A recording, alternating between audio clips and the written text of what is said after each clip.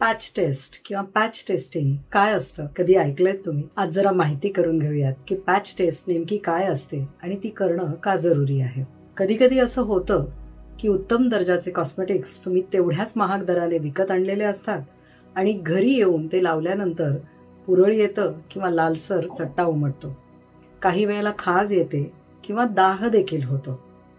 ही असते त्या कॉस्मेटिक्समधील घटकांना त्वचेने दिलेली रिॲक्शन. आम्ही देखील बर्वाच्या सर्व प्रसाधनांमध्ये तुमची त्वचा आणि केसांची काळजी घेण्यासाठी अतिशय उच्च दर्जाचे आणि शुद्ध असे आयुर्वेदाने सिद्ध केलेले घटकच वापरतो. पण कधीतरी असं होऊ शकतं की यातल्या एखाद्या घटकाला तुमची त्वचा स्वीकारत नाही. त्यामुळे काहीशी रिॲक्शन जाणवू शकते आणि त्यासाठीच जरुरी आहे ती पॅच टेस्ट, जी कोणतेही सौंदर्य प्रसाधन प्रथमच वापरत असाल तरीही करणं आवश्यक आहे.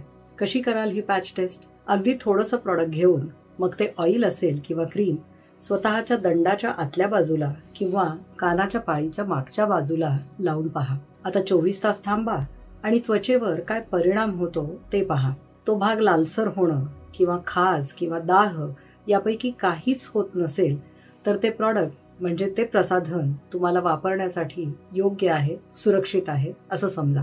काही रिॲक्शन दिसली तर मात्र तो भाग लगेच धुवून टाका आणि ते प्रॉडक्ट पुन्हा वापरू नका. बघा, इतकं सोपं असतं पॅच टेस्टिंग आणि तुमच्या त्वचेसाठी कोणतं कॉस्मेटिक योग्य आणि सुरक्षित आहे हे ठरवण्यासाठी ही साधीशी चाचणी किंवा टेस्ट घेणं खरं तर खूप आवश्यक असतं. तुमच्या त्वचेच्या सुरक्षिततेसाठी एवढं तरी तुम्ही नक्कीच करू शकता, हो ना?